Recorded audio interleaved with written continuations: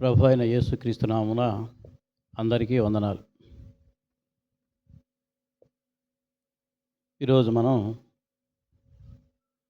సంఖ్యాకాండం 25వ అధ్యాయం 13వ వచనం చూసుకుందాం. పరిశుద్ధ బైబిల్ గ్రంథంలో నుండి సంఖ్యాకాండం 25వ అధ్యాయం 13వ వచనం. అది నిత్యమైన యాజక నిబంధనగా అతనికి అతని సంతానమునకును కలిగియుండును. ఏలయనగా అతడు తన దేవుని విషయమందు ఆసక్తి గలవాడై ఇశ్రాయేలీయుల నిమిత్తము ప్రాయశ్చిత్తము చేసెను. చిన్న ప్రార్థన చేస్తున్నాం. పరిశుద్ధుడైన దేవా, సర్వలోక అధిపతి, నీకు వేలాదిగా స్తుతులు స్తోత్రాలయ్యా. ఈ సాయంకాల సమయంలో ప్రభా, మీరు ప్రభా మా మధ్య ఉండి ప్రభా మీ మాటలు వినిపించడానికి అయా ఇక్కడ చేరినందుకు మీకే స్తోత్రాలు మా తండ్రి. అయా చేరి వచ్చిన బిడ్డలను ఆశీర్వదించండి నాయనా. మరి మాట్లాడబోయేటువంటి నన్ను ఆయన మరి అల్పుణ్ణి అయోగ్యుని నాయన నీ యొక్క శిలువు చాటున మరుగుపరుచుకొని ప్రభా మీరు నాయన మీ యొక్క బిడ్డలకు, ఈ సంఘానికి, నాకు ఏవి మేలైనటువంటి మాటలో ప్రభా వాటిని నాయన వినిపించి మీరే మహిమ పొందమని ప్రార్థిస్తూ యేసయ్య నామమున వేడుకొంచున్నాము మా తండ్రి, ఆమేన్. ఇక్కడ మనం ఈ సందర్భాన్ని మనం చూసుకుంటే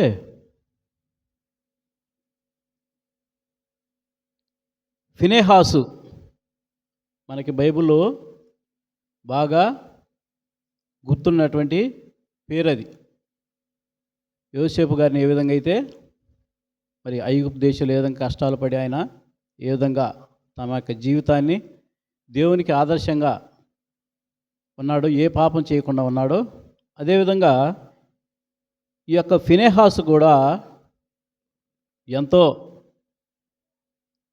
దేవుడి అంటే ఎంత భయభక్తులు కలిగినటువంటి వాడు. ఇక్కడ మనం చూస్తామంటే ఏముంది? దేవుని విషయమందు ఆసక్తిగా ఉన్నాడు. దేవుని విషయంలో ఆసక్తి. దేవుడు పరిశుద్ధుడు, నేను పరిశుద్ధునిగా ఉన్నాను కాబట్టి మీరు కూడా పరిశుద్ధులుగా ఉండండి అని యేసయ్య చెబుతా ఉన్నాడు. మన దేవుడు అంత పరిశుద్ధుడు కాబట్టి మన బైబిల్ గ్రంథాన్ని కూడా పరిశుద్ధ గ్రంథము అని వ్రాయబడింది పైన. దేవుడు పరిశుద్ధతను కోరేటువంటి దేవుడు. పరిశుద్ధత లేకుండా ఉంటే అసలు ఇష్టపడేటువంటి దేవుడు కాదు. అటువంటి సందర్భంలో అక్కడ ఇశ్రాయేలీయులు చేసేటువంటి పాపాన్ని చూచి సహించలేక అతడు చేసినటువంటి సాహస కార్యం, దాన్ని బట్టి యెహోవా దేవుడు ఎంతో సంతోషించాడు. నిజంగా నా బిడ్డ ఎంత రోషంగా ఉన్నాడు, నా పట్ల నా యందు ఎంత ఆసక్తిగా ఉన్నాడు, పాపం అంటే ఎంతగా నా వలె అసహించుకున్నాడు అని అక్కడ మాట్లాడటం, అక్కడ అతను చేసినటువంటి క్రియను బట్టి మనకి తెలుస్తూ ఉంది. మనం ఈ విషయాలు గమనిస్తూ ఉంటే ఈ లోకంలో దేవుడు చెప్పాడు మంచి విషయాలేంటి, చెడ్డ విషయాలేంటి అనేటివి చెప్పుకుంటూ వచ్చాడు. చెప్పండి, ఈ లోకంలో మంచి విషయాలు ఏంటివి? మంచి విషయాలంటే ఏంటి? మాట్లాడచ్చు మీరు. ఏంటి మంచి విషయాలు? దేవునికి ఇష్టమైన విషయాలు ఏంటి? ఏ తప్పు చేయకూడదు, అబద్ధాలు ఆడకూడదు. అంటే ఒక 10 ఆజ్ఞలుగా కూడా దేవుడిచ్చాడు. ఇదిగో ఈ విధంగా మీరు జీవించండి 10 ఆజ్ఞల్లో చెప్పుకుంటూ వచ్చాడు. ఆ 10 ఆజ్ఞలు రెండింటిగా చేసి ముఖ్యమైనవిగా వాటిలో చెబుతూ నీ దేవుడైన యెహోవాని మాత్రమే పూర్ణ హృదయంతో, పూర్ణ ఆత్మతో, పూర్ణ మనసుతో సేవించాలి. ఇంకొక దేవుడు లేడు. మరొక మాట ఏంది? నిన్ను వలె నీ పొరుగువాన్ని ప్రేమించాలి. ఈ 10 ఆజ్ఞలు మొత్తం కూడా ఈ 2 ఆజ్ఞల్లో ఇమిడి ఉన్నాయి. ముఖ్యమైనటువంటి ఆజ్ఞలు ఇవన్నీ చేస్తే నిన్ను వల్ల నీ పొరుగువారిని ప్రేమించావు అనుకో, నీ పొరుగువారి ఆస్తిని నువ్వు ఆశించవు, నీ పొరుగువారి భార్యని ఆశించవు, ఆ విధంగా నువ్వు అలా చేస్తావు అని చెప్పినటువంటి సందర్భాలు అన్నమాట. అయితే మరి చెడ్డవి మంచివి వీటి విషయంలో కూడా మనకి మరి బైబిల్ గ్రంథంలో మనం చూసినట్లయితే గలతీ పత్రిక 5:19 ఉన్నాయి చూడండి. శరీర కార్యాలు అంటే అవి దేవుని యొక్క పనిని నెరవేర్చనివి, దేవునికి ఇష్టం లేని కార్యాలు. చూడండి ఒకసారి గలతీ పత్రిక 5:19.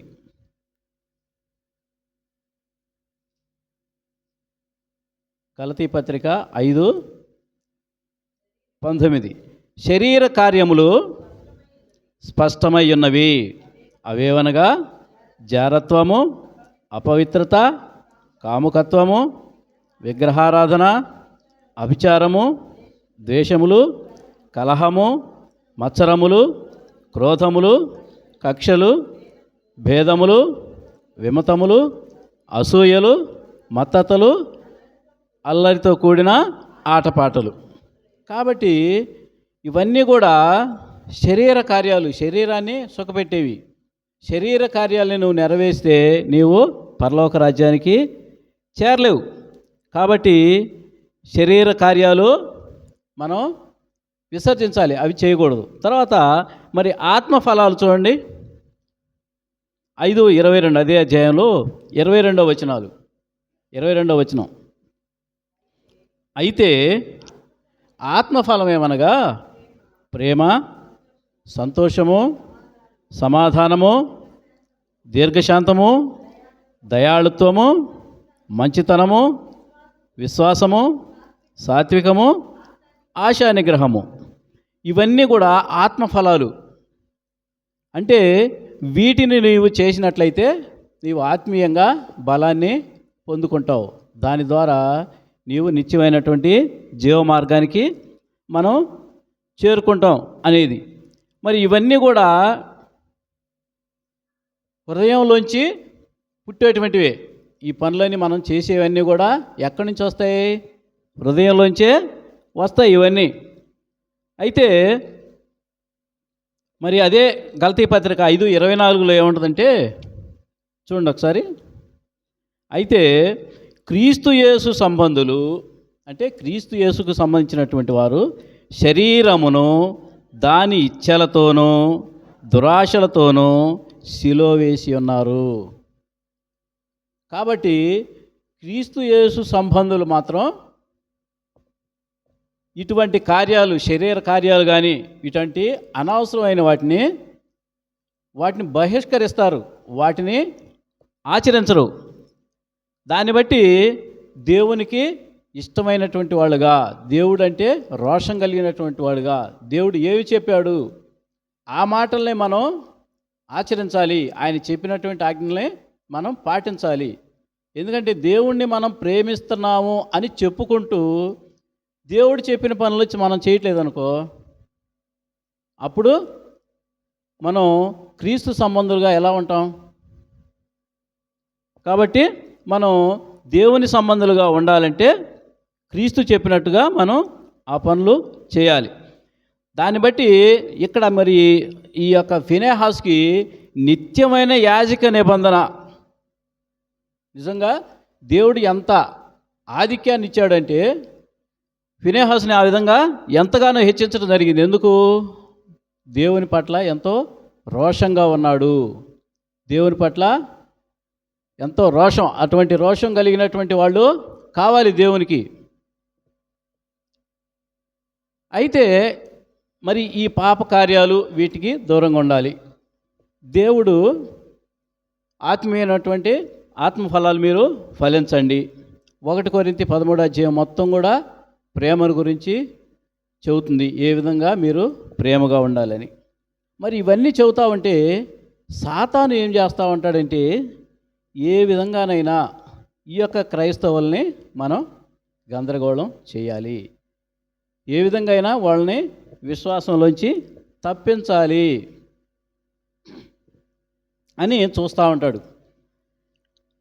అలా ఈ సాతాను తంత్రాలు అనేవి ఏ విధంగా ఉంటాయి అనేది ఎఫెసీ 6:11 ఉంటుంది. చూడండి, ఎఫెసీ 6:11. మీరు అపవాది తంత్రములను ఎదిరించుటకు శక్తిమంతులగునట్లు దేవుడిచ్చు సర్వాంగ కవచమును ధరించుకొనుడి. ఏలైనగా మనం పోరాడినది శరీరులతో కాదు, దాని ప్రధానులతోనూ అధికారులతోనూ ప్రస్తుత అంధకార సంబంధులకు లోకనాథులతో ఆకాశ మండలమందున్న దురాత్మల సమూహాలతో పోరాడుతున్నాం. సాతాను అంటే ఒక 2 కొమ్ములు పెట్టుకొని, నాలుగింత పొడవ పెట్టుకొని మన దగ్గరకు వచ్చి భయంకరంగా కేకలేస్తూ అరుస్తూ ఉండేది కాదు. మన పక్కనే ఉంటుంది, మనతోనే ఉంటుంది, మనతో స్నేహంగా ఉంటుంది. మనం తోడుగా మన స్నేహితులాగా తిరగవచ్చు, మన బంధువులాగా తిరగవచ్చు, మన చుట్టుపక్కలనే ఉంటుంది.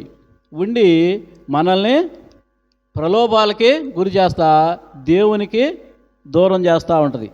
ఒక విషయం చూడండి, ఆదికాండంలో 33వ అధ్యాయం 1వ వచనంలో, ఆదికాండం 3వ అధ్యాయం 1వ వచనం, దేవుడైన యెహోవా చేసినటువంటి సమస్త భూజంతువుల్లో సర్పము యుక్తిగలదై ఉండను. చాలు. ఈ యొక్క సర్పము దాని యొక్క సాతాను తంత్రాన్ని ఏ విధంగా ప్రయోగించిందో చూడండి. ఎవరి దగ్గరికి వచ్చింది? ముందు అవ్వమ్మ దగ్గరికి వచ్చింది. వచ్చి ఆ స్త్రీతో ఏమని మొదలుపెట్టింది? ఇది నిజమా? ఇది నిజమేనా? మనకి అనేక మంది సందేహాలు కలిగించడానికి పలికేటువంటి మాటలు ఇవి. నీకు ఈ విషయం తెలుసా? నువ్వు ఇది చూసావా? వాడు ఈ మాట అన్నాడు తెలుసా నీకు? అసలు ఇంత చోద్యం ఎక్కడా లేదే. ఇలాంటి మాటలు ఆశ్చర్యార్థకంగా చెబుతూ ఉండేసరికి మనకు ఆసక్తి ఉండి ఏంటిది అని అడుగుతాం.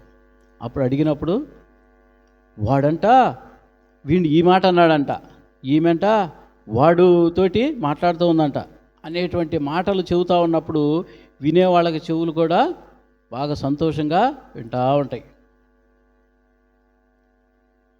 తద్వారా నువ్వు దేవుని యొక్క ప్రేమకు దూరమయ్యి వాళ్ళిట్టా వీళ్ళిట్టా అనుకుంటూ నీ యొక్క ఆత్మీయ జీవితాన్ని పోగొట్టుకునేటువంటి పరిస్థితులు కలుగుతూ ఉంటాయి. ఇదే విషయాన్ని ఇప్పుడు కుటుంబాల్లో భార్యాభర్తల మధ్య ఇటువంటి సమస్యలు తలెత్తేటట్లుగా ఈ యొక్క సాతాను చేస్తూ ఉన్నాడు. కుటుంబాలు దేవుని సన్నిధిలో బలంగా ఉంటూ వాళ్ళు దేవుని సన్నిధికి వస్తూ ఉన్నప్పుడు వాళ్ళ మధ్యలో సాతాను అనేది ఒక ఆలోచన కలిగిస్తూ ఉంటుంది. మీ ఆయన ఏంటి అలా చూస్తున్నాడు అటువైపు? ఆ అమ్మాయి ఏంది ఎప్పుడు వాళ్ళతోటి ఆ తిరుగుబోతులతోటే మాట్లాడుతూ ఉంది? అనుమానం భర్తకి భార్య మీద, భార్యకి భర్త మీద అనుమానం వచ్చేటట్లుగా మాటలు వస్తూ ఉంటాయి. అప్పుడు మరి మనకి పరిష్కారం ఏంది? మనం ఏం చేయాలా? దానికి పరిష్కారం ఎలాగా? అనుమాన బీజం ఒక మనిషిలో, ఒక హృదయంలో చోటు చేసుకుంది అంటే దానికి అనేక సందర్భాలు అవి లింకులు అవుతూ ఉంటాయి, దానికి తోడవుతూ ఉంటాయి. అప్పుడు భార్య ఎటు వెళ్ళి వస్తా ఉన్నా కానీ నువ్వు అటు ఎందుకు వెళ్ళావు, నువ్వు అక్కడ ఎందుకున్నావో నాకు తెలుసు అని భర్త మాట్లాడటం. మరలా భర్తని నీవెప్పుడు ఇలాగనే ఇక్కడ ఎందుకుంటున్నావు అంటే నాకు తెలుసు అని మాట్లాడటం. ఆ విధంగా వాళ్ళ మధ్య పరస్పర విభేదాలు వచ్చి వాళ్ళ కాపురాలు కూడా కూలిపోయేటువంటి పరిస్థితి. సాతాను కావాల్సింది అదే కదా ఈ రోజుల్లో. మరి దానికి అనుమాన బీజం నాటడానికి దానికి ఏమైనా సాక్ష్యాధారాలు కావాలా? సాక్ష్యాలు ఏం అవసరంలా, అసలు సాక్ష్యాలతో పనే లేదు. అనుమాన బీజం పడిందండి చాలు. ఆ విధంగా సాతాను అనేది ఆ విధంగా కుటుంబాల్లో అది తంత్రాలు అంటే ఎత్తుకు పై ఎత్తు, టిట్ ఫర్ టాట్, దెబ్బకు దెబ్బ అన్నట్టుగా దేవుని యొక్క బిడ్డల్ని వాళ్ళ యొక్క జీవితాన్ని, అంటే వాళ్ళ భక్తి జీవితాన్ని అది నాశనం చేయటానికి చూస్తూ ఉంటుంది. పాత నిబంధన కాలంలో ఒక వ్యభిచారానికి సంబంధించినటువంటి ఏదైనా సందర్భం ఏదైనా జరిగితే అప్పుడు దానికి కొన్ని కార్యాలు, ఆ యాజకుడి దగ్గరికి వెళ్ళేవాళ్ళు. ఆవిడ ఒకవేళ నా భార్య ఈ విధంగా చేసిందయ్యా అంటే అప్పుడు ఆవిడికి దుమ్ము ధూళి కలిగినటువంటి ఆ నీళ్లు, ఆ యాజకుడు కొన్ని కార్యాలు చేసి ఆవిడకు ఆ నీళ్లు తాగించి ఆవిడ చేత కొన్ని మాటలు మాట్లాడించి, ఒకవేళ నువ్వు గనక తప్పు చేసి ఉంటే నీ పొట్ట లావుగా ఇద్ది, నీకు గురి వంగిపోయినట్లుగా అవుతావు అని నీకు శాపాలు జరుగుతాయి. అలా కాదనుకో, నీవు నీ భర్తకే భద్రాలు ఉండి నీకు ఏ పాపం లేదనుకో, నీ గర్భవతి అయి పిల్లలు కంటావు అని ఆ విధంగా ఒక రుజువులు ఉన్నాయి. కానీ ఇప్పుడైతే అవి లేవు. ఇప్పుడు ఏమున్నాయి? దేవుణ్ణి అడగాలి, ప్రభువా ఇదిగో నా భార్య ఈ విధంగా ప్రవర్తన సరిగా లేదయ్యా, నాకు ఈ విధంగా అనుమానంగా ఉంది అని. అయినా కానీ ఆ భార్యను అడిగాను, అదేమి కాదు, అది అంతా అబద్ధం, దేవు లేదు, నువ్వు అనుకున్నట్టు ఏం కాదు, నేను దేవుని సన్నిధికి వస్తున్నాను కదా అంటుందయ్యా. కాబట్టి మరి ఇది నీ సన్నిధిలో పెడుతున్నాను ప్రభువా, దీన్ని సరి చేయని చెప్పేసి అని భర్త ప్రార్థన చేయాలి. అంతకంటే ఇంకేమైనా చేయగలరా? వాళ్ళు చెప్పిన మాటలు వింటా తమ కుటుంబాన్ని, సంసారాన్ని పాడు చేసుకుంటే మంచిదా? లేకుంటే దేవుని సన్నిధిలో నీ యొక్క సమస్యను అప్పగించడం మంచిదా? చెప్పండి, దీనికి పరిష్కారం చెప్పండి.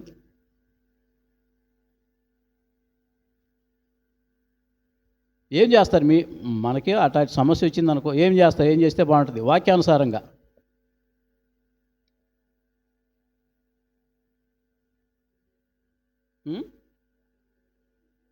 అంతే.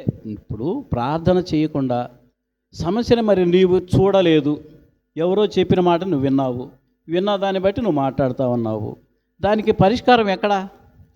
మరి రోజు నువ్వు నీ భార్యను అనుమానిస్తూ మాట్లాడుతూ ఉన్నావు. ఆవిడ హృదయం ఎంత బాధపడుతుంది? సరే, ఆవిడ హృదయం, నీ హృదయం కూడా కుళ్ళిపోతూ ఉంటుంది కదా. అయ్యో నా భార్య ఇలాగనుకుంటాను, ఇలాగని చెప్పారు, వాళ్ళు ఇలా చెప్పారు, ఇటు పోతుంది, నాకు అనుమానంగా ఉంది. నీ గుండె కూడా, నీ హృదయం కూడా కుళ్ళిపోతూ ఉంటుంది కదా. మరి దాన్ని బట్టి నీ పరిస్థితి ఏంది?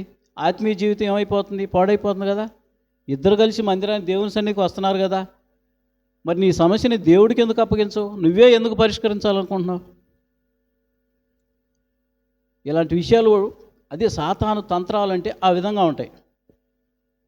ఒకవేళ ఆ స్త్రీ నిజంగా చేస్తూనే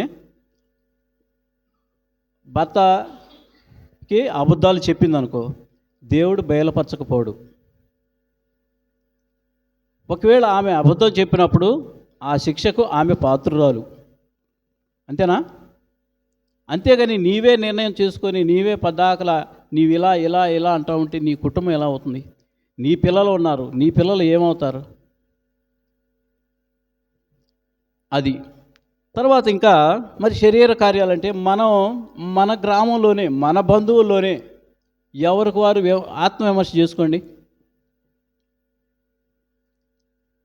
జారత్వం, వ్యభిచారం. జారత్వం అంటే వ్యభిచారం అంటే ఈ రెండు వేరు. అంటే జారత్వం అంటేనేమో పెళ్ళి కాకముందు చేసేది జారత్వం, పెళ్ళి అయిన తర్వాత చేసేది వ్యభిచారం, అంటే వేరే వాళ్ళతోటి, భర్తతోటి కాకుండా. కాబట్టి మరి పెళ్ళి అయిన తర్వాత నీవు చేసేటువంటి పనులు కానీ అలా చేస్తున్న వాళ్ళు మన సంఘాల్లో ఎంతమంది ఉన్నారు? ఎంతమందికి మన సమాజంలో ఎంతమంది ఉంటున్నారు? వాళ్ళ యొక్క జీవితాలు ఏమైపోతున్నాయి? దేవుడు వాళ్ళని వదిలిపెడుతున్నాడా? వాళ్ళ సమస్య, అయ్యో వాళ్ళ కుటుంబాలు ఏ విధమైపోతున్నాయి? చెట్టుకొకళ్ళు పుట్టుకొకళ్ళు అయిపోయినట్టు అయిపోతున్నారే. మరి వాళ్ళకి పరిష్కారం ఏంటి? సాతాను తంత్రంలో కూరుకుపోతున్నావుగా. నా భార్య చేస్తే తప్పు కానప్పుడు నేను కూడా తప్పు చేస్తానని నువ్వు తప్పు చేయటానికి పోతే అది మంచిదా దేవుని దృష్టిలో? లేదంటే నా భర్త చేస్తున్నాడు కాబట్టి నేను కూడా నా సుఖాన్ని నేను చూసుకుంటానంటాం, అది కరెక్టా? కాదు కదా. కాబట్టి సాతాను తంత్రాల్ని మనం గుర్తెరగాలి. దేవుని వాక్యానుసారం వాక్యం ఏం చెబుతుంది? నువ్వు వాక్యం వింటున్నావు, వింటూ కూడా వాక్యాన్ని నువ్వు ఆచరించకుండా, దాన్ని ప్రకటించకుండా, దాని ప్రకారం నువ్వు ప్రవర్తించకుండా నీ సొంత నిర్ణయంతో నువ్వేమీ చేయలేవు. పాత నిబంధన కాలంలో ఇవన్నీ కూడా అవి ఎందుకు రాపించారు మనకిప్పుడు? అవి ఒక దృష్టాంతంగా ఉన్నాయి మనకి. యుగాంతంలో ఉన్నటువంటి మనకి బుద్ధి కలగటానికి అవి రాయించాడు దేవుడు. వాళ్ళకి ఏ సమస్య వచ్చినా, ఏ చిన్న సమస్య వచ్చినా ప్రభు పాదాల చెంతకు వెళ్ళి, ప్రభువా నాకు ఈ సమస్య వచ్చిందయ్యా, నాకు పిల్లలు లేరు, ప్రభువా ఇదిగో నాయనా నాకు పిల్లల్ని కలిగించు, నాకు పిల్లల్ని ఇవ్వయ్యా, అయ్యా ఇదిగో శత్రువు నా మీదకి వస్తున్నాడు, మరి అతని నుంచి నన్ను కాపాడయ్యా అని ఆ విధంగా మొరపెట్టినటువంటి భక్తుల మొరలు దేవుడు వినలేదా? మరి ఇప్పుడు వినడా? నీ సమస్యను పరిష్కరించకుండా వదిలిపెడతాడా? కాబట్టి ఇది చిక్కుముడి. అనుమానం అనేది చిక్కుముడి. ఇది ఇటు ఓడదీస్తూ ఉంటే ఇంకోవైపు బిగుసుకుంటూ ఉంటుంది. ఇటువంటి దాన్ని నువ్వు విప్పగలిగే సామర్థ్యం నీకు లేదు. బైబిల్లో ఉన్నటువంటి అన్ని సంగతులు మనకు తెలుసు అని విమర్శించగలిగినటువంటి శక్తి గలవాడు, జ్ఞానం గలవాడు ఎవడూ లేడు. మొత్తంలో సంగతులు గ్రహిస్తూ ఏ విధంగా దేవుడు మనల్ని జీవించమన్నాడు, వాక్య సారాంశమే సత్యం.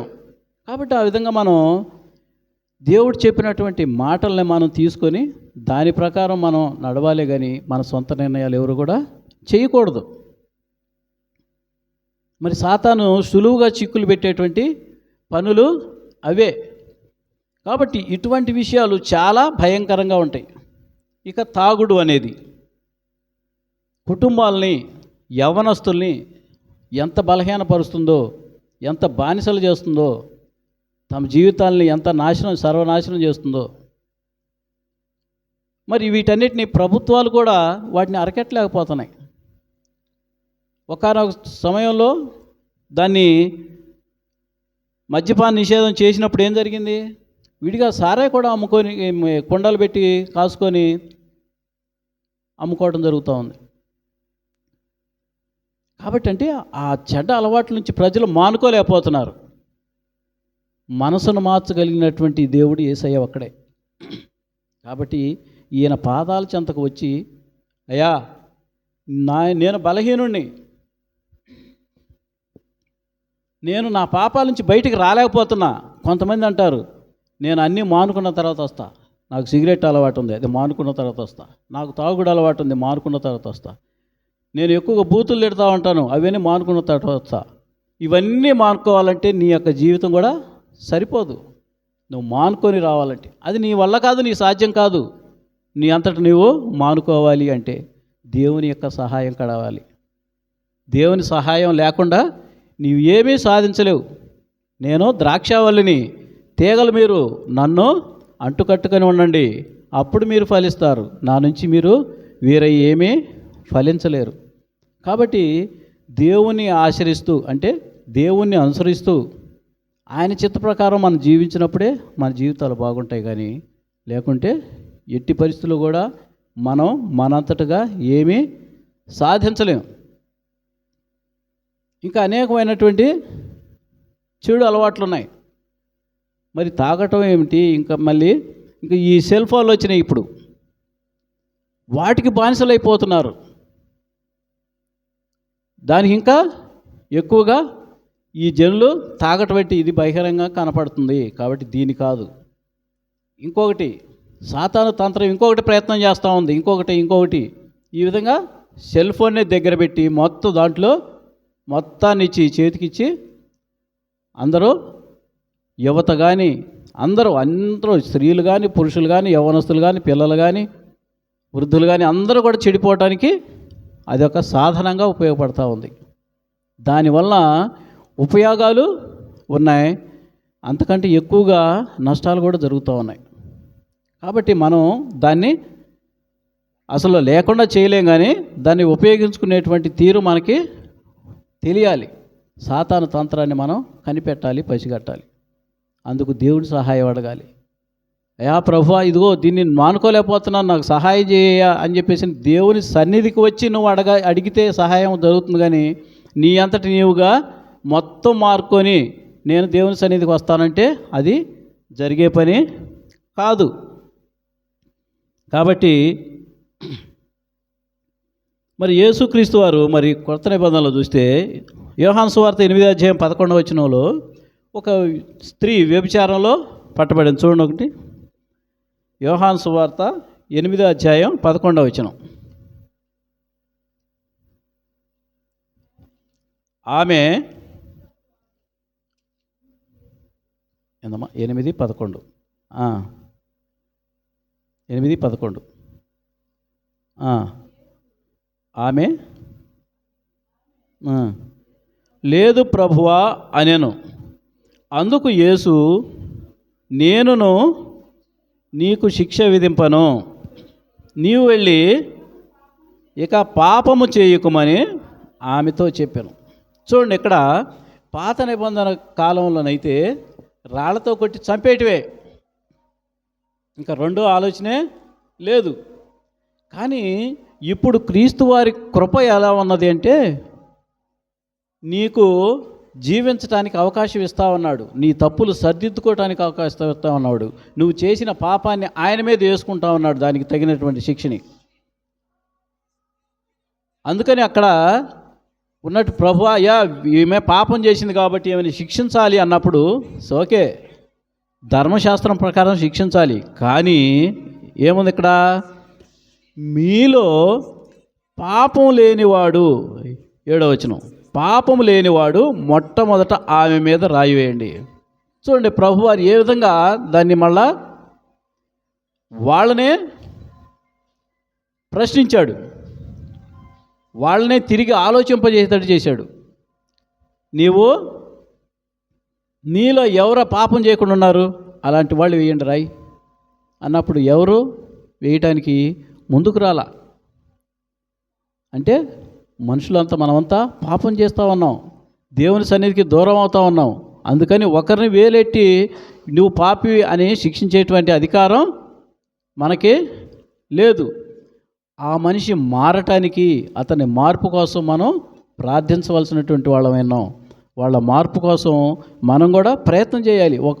ఒక సందర్భంలో మనకు కూడా వాళ్ళ ద్వారా కీడు జరగవచ్చు, అయినా కానీ కొంచెంగా మనం సహిస్తూ ఉన్నప్పుడు దేవుడు తప్పకుండా ఆ మనిషిని మార్చినప్పుడు, ఆ మనిషి కోసం నువ్వు ప్రార్థన చేసినప్పుడు పరలోకంలో ఎంత సంతోషం, ఒక పాపి మారు మనసు పొందితే.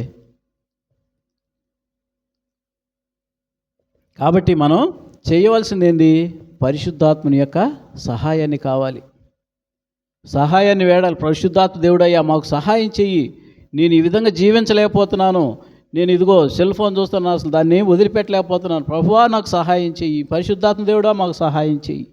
అయ్యా ఇదిగో నేను ఈ విధంగా తాగుతూ ఉన్నాను.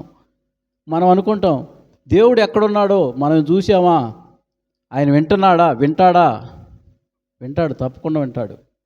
మన హృదయం ఒక సెల్ అయితే అక్కడ ఆయన హృదయం ఇంకో సెల్లు. అప్పుడు మనం ఇక్కడి నుంచి మన హృదయంలోంచి మన మాటలు అక్కడికి వెళ్తే అక్కడ యేసయ్య మనకి జవాబిస్తాడు. ఇక్కడ నుండి ఎక్కడో అమెరికాలో ఉన్న వాళ్ళకి ఫోన్ చేస్తే మాట్లాడుతున్నారు కదా, దాన్ని నమ్ముతున్నాం కదా, మరి అలాంటప్పుడు మరి దేవునికి అసాధ్యం అంటే ఏదో ఉన్నదా? కాబట్టి మనం ప్రార్థించాలి. పరిశుద్ధాత్మ సహాయం మనం పొందుకుంటే దేవుడు మనకి ఎన్నో విధాలుగా సహాయం చేయటానికి సిద్ధంగా ఉన్నాడు. యేసుక్రీస్తు వారి ఈ లోకం నుంచి వెళ్ళిపోతా ఇదిగో మీకు ఆదరణకర్తను పంపిస్తున్నాను, ఆయన నేను చెప్పినటువంటి సంగతులన్నింటిలో మిమ్మల్ని నడిపిస్తూ మిమ్మల్ని నిత్య జీవానికి తీసుకొస్తాడు. నేను తండ్రి దగ్గర నుండి మీ కొరకు మీ కుటుంబాల కోసం విజ్ఞాపనలు చేస్తూ ఉంటాను అని దేవుడు చెబుతూ ఉన్నాడు. కాబట్టి మనం మరి మంచి చెడులు ఏంటో ప్రభు మనకి చెప్పాడు. మరణం కానీ జీవం కానీ అవన్నీ మన చేతిలోనే ఉన్నాయి. ఇవన్నీ కూడా మనకు నాలుక వశంలోనే ఉన్నాయి. కాబట్టి మనం మంచి అని ఏది, చెడు ఏది అనేది తెలుసుకొని సాతాను తంత్రాల్ని అధిగమించి వాడు చేసేటువంటి ఆ దుష్క్రియల్ని వాడు చేసేటువంటి పనుల్ని మనం గమనించి మన జీవితాల్ని దేవుని యొక్క వాక్యంతో కట్టబడుకున్నప్పుడు, దేవుని వాక్యంతో కట్టుకున్నప్పుడు ఇసుక మీద కట్టినటువంటి ఇల్లులా కాకుండా మరి రాతి మీద కట్టినటువంటి ఇల్లులాగా మన కుటుంబాలు ఉంటాయి, మన జీవితాలు ఉంటాయి. అప్పుడు మనకి ఎన్ని సాతాను శోధనలు తాకిళ్ళు తగిలినా కానీ మన ఇల్లు, మన యొక్క ఆధ్యాత్మిక జీవితం పడిపోదు. మన కుటుంబాలు కానీ, మన జీవితాలు కానీ, మన యొక్క నిత్యమైనటువంటి మార్గానికి వెళ్ళేటువంటి మన జీవిత విధానం కానీ మార్పు చెందదు. అందుకని మనం ఏం చేయాలంటే ఈ దేవుడు చెప్పినటువంటి మంచి చెడులను గ్రహించి ఏది చేయాలి, ఏది చేయకూడదు, ఏది మంచి, ఏది చెడు ఆయన చెప్పాడు, ఏది మంచో ఏది చెడు. కాబట్టి మనం దాన్ని గైకొని ఆ ప్రకారంగా మనం జీవించినప్పుడు నిత్యమైనటువంటి పరలోక రాజ్యానికి తప్పకుండా చేరగలుగుతాం. దేవుడు ఆశిస్తున్నది, ఆయన మన కోసం ఈ లోకానికి వచ్చి ప్రాణం పెట్టింది కూడా అందుకోసమే. కాబట్టి మరి ఆ దేవాది దేవుని యొక్క ఆత్మత్యాగం ఈ లోకానికి వచ్చి ఆయన మరి రక్తాన్ని చిందించి మన కోసం బలియాగం అయ్యాడు కదా. మరి ఆయన జీవితాన్ని బట్టి, ఆయన మన కోసం చిందించినటువంటి రక్తాన్ని బట్టి మనం ఆయన రక్తంలో కడుక్కొని మనం నిత్య జీవానికి వారసులు అవుదాం. మరి ఇటు కృప పరిశుద్ధాత్మ దేవుడు మనకి సహాయం చేయునుగాక. ఆమేన్.